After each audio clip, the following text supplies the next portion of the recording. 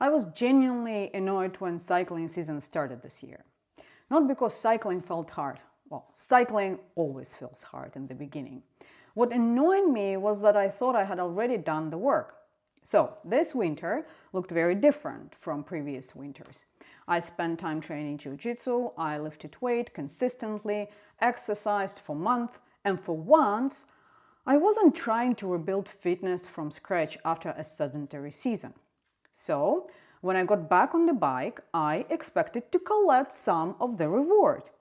I wasn't expecting miracles, I wasn't expecting to suddenly fly up hills. I simply expected the first rides to feel noticeably easier than they usually do. So instead, somewhere during those first rides, I had an uncomfortable realization. My body had apparently decided that none of that counted as cycling.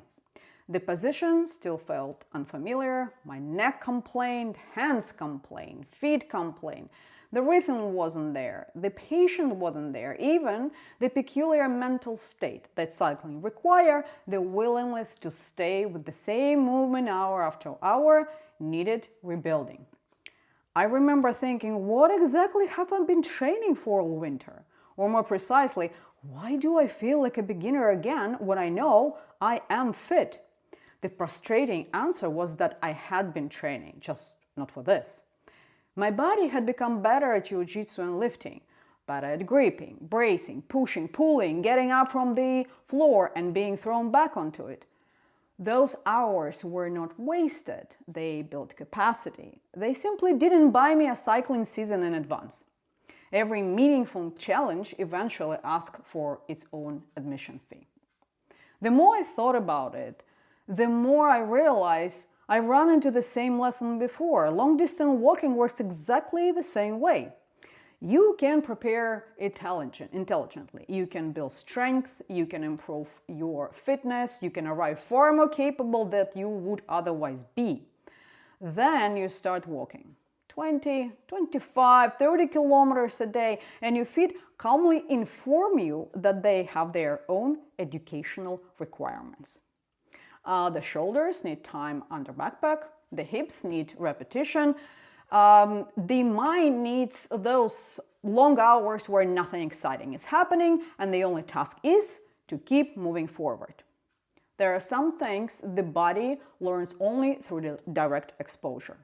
I think that bothered me most, not the discomfort itself, it was the discovery that effort transfers less than I wanted to be. Part of me believed that hard work should be interchangeable. Put enough effort into one area and surely some of it should carry over everywhere else. Life seems less generous than that. Cycling asks for time on the bike. Walking asks for time on your feet. Jiu-jitsu asks for time on the mat. There is no shortcut hidden inside another activity. Strangely, I found that encouraging once the irritation passed. The first difficult rides no longer felt like evidence that my winter training failed. They felt like the normal price of return to the skill that had been neglecting for months. The foundation was there and strengths as well. The discipline was there. What was missing can only be built in one place, on the bike itself. That is the annoying truth about starting over. You are not starting from nothing, but you are still required to start.